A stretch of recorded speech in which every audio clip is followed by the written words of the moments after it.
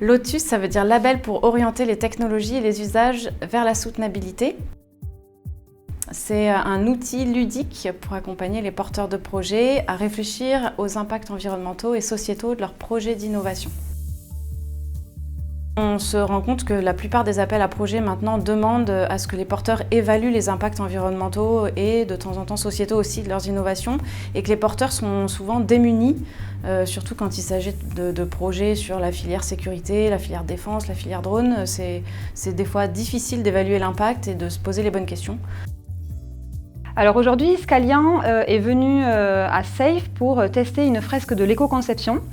On est venu avec un projet que l'on est en train de monter. L'idée, c'était vraiment de faire émerger les impacts liés sur l'environnement et sur la société en utilisant la méthode qui est en train d'être développée par le pôle SAFE. Beaucoup de projets se lancent sans avoir aucune conscience de toutes ces limites planétaires.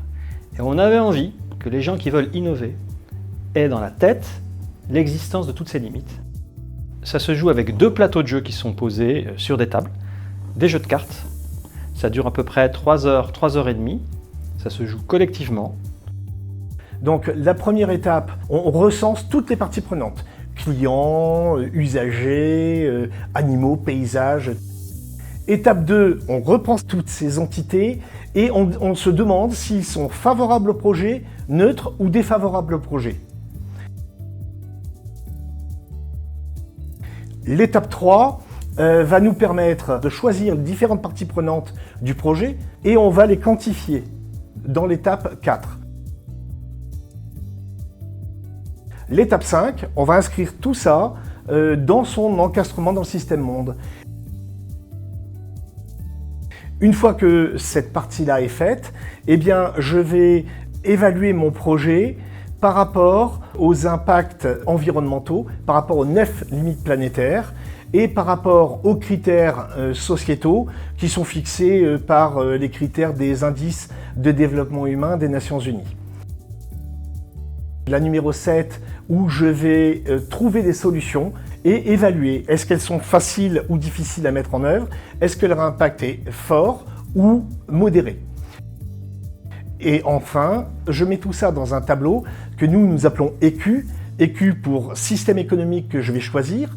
Je prends des décisions sur ces 3 points.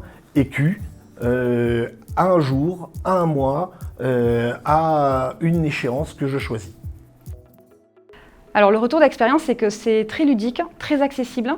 Ça permet vraiment de mettre en évidence des aspects environnementaux et sociétaux dans un temps finalement court, sans forcément des compétences poussées en termes d'environnement. Ce qui est intéressant, c'est qu'on peut vraiment faire intervenir une équipe projet très variée, très mixte.